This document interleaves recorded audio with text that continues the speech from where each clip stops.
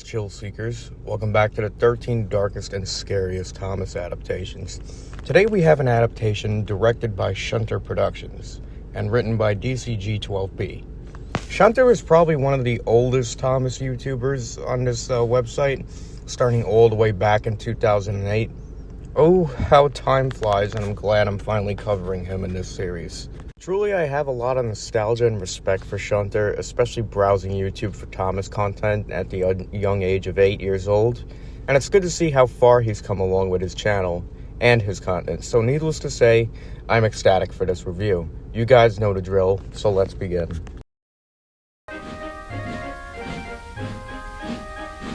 One morning, the Fat Controller came to see his engines at the sheds.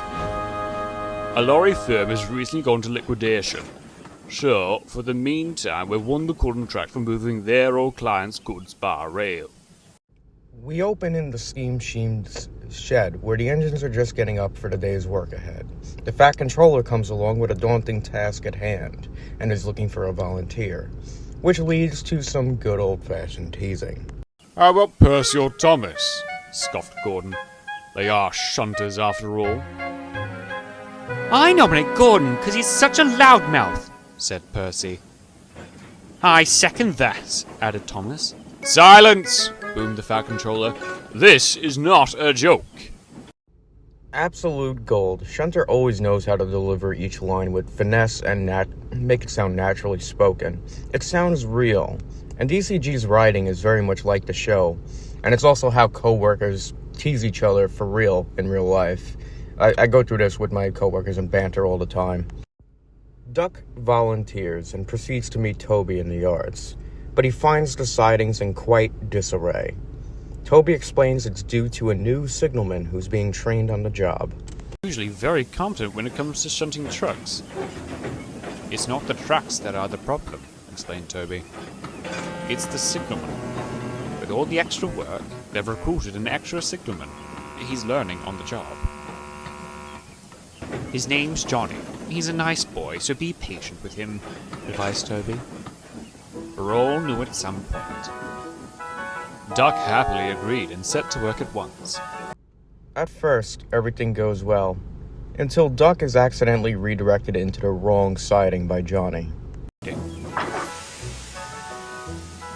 Sorry, he would shout. No problem. Try again, Duck would always reply.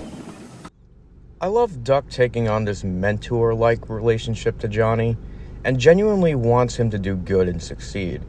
However, Johnny shows some bad habits that could lead to some disastrous consequences. He walked across the tracks of the main line. Duck was shocked. What is he doing? He cried. He didn't look left or right. Over the coming days, Johnny would repeatedly cross the lines without looking. While Duck was very patient, one thing he couldn't stand was reckless behavior.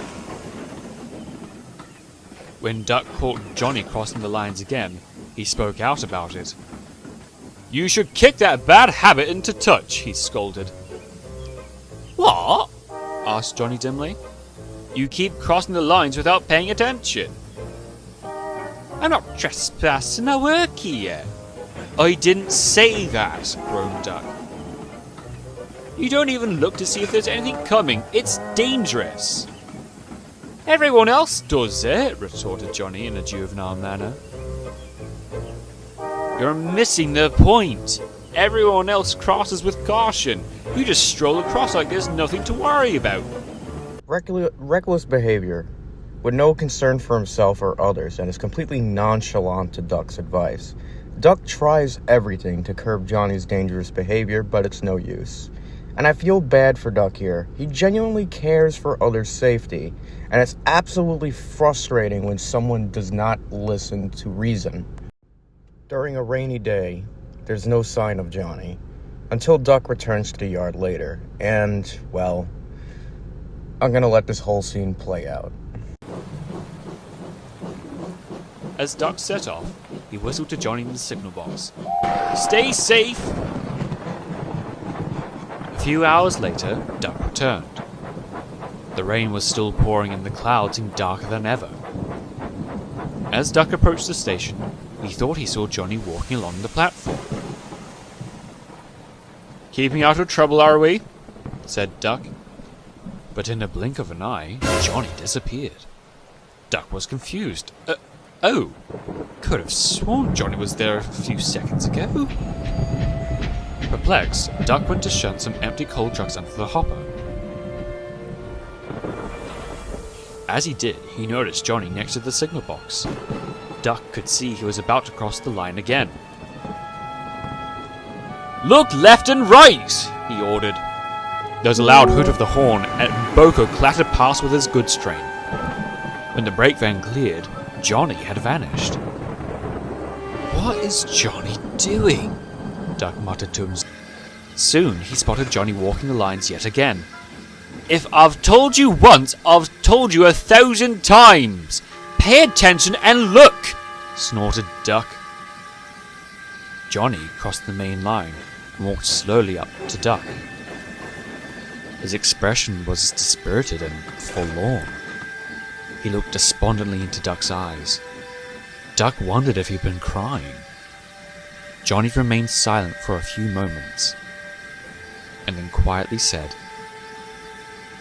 "I'm sorry." Toby the tram engine pulled up alongside. "Yes, I'm fine. I was just talking to..." Duck cut short. He looked down to where Johnny had been standing. The young signalman had gone. "I've just heard the news. I'm ever so sorry. How are you coping?" "I'm coping just fine, thank you." "Johnny's been playing hide and seek all day, but other than that, nothing to worry about. What are you sorry for?" "I don't understand," said Toby. "What do you mean Johnny's been playing hide and seek?" "Well, one minute he's there, the next he isn't. I was just talking to him now and he completely disappeared again." "But that's impossible." "Why's that?" "Because Johnny is dead. He was hit by the train this morning on the main line. James was signalled to run through with his delayed pickup goods after you went ahead with it.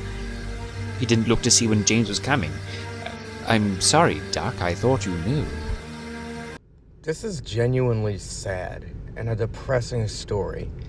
Losing someone you care about due to their own bad habits. It's like losing someone to drugs, alcohol, or lung cancer from smoking. I found myself feeling bummed out after watching this. Despite the ghostly apparition of Johnny apologizing to Duck, this is just a sad, deep, and dark story. But it's grounded in reality because, yeah, a lot of accidents that happen, whether it be work accidents, is what leads to safety regulations and new ones being implemented every single day. It's always somebody else's mistake that either cost them their lives or worse, they're horrifically maimed and they will never be the same again. And it's because of those incidents that allow these safety regulations to be created. I just remember feeling completely bummed out after watching all this, and you really feel for Duck in this scenario. Johnny fades into obscurity as another tale told by railwaymen who warn others of dangerous and reckless behavior. Sadly, this is how it is in a lot of industrial workplaces. The cycle keeps going on and on as time passes, and usually new safety regulations are implemented because of someone else's misfortune. Duck, however, didn't forget Johnny, though he eventually moved on from the ordeal. The pannier tank can never be sure, but he is still certain he still sees Johnny crossing the main line and vanishing into thin air.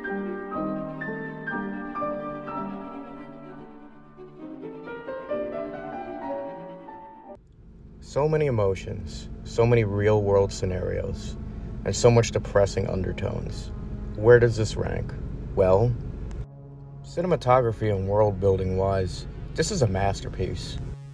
Especially to play with colors in some scenes. Everything is very bright, vibrant, and warm in the beginning, even in the middle. But towards the end we get this solemn grayness and cool atmosphere. Really brings out the mood here, and the world alone is immersive and really three-dimensional.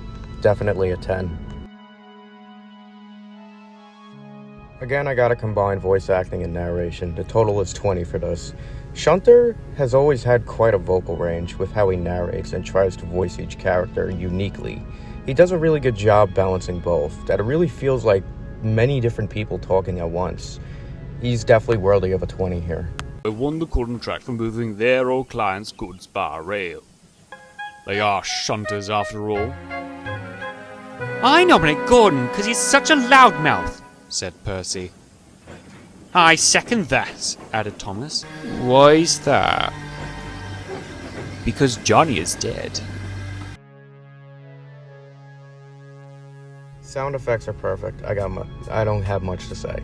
The characters behave like the characters they are. What I do love, though, is we see a side of Duck that is not too prideful about being Great Western.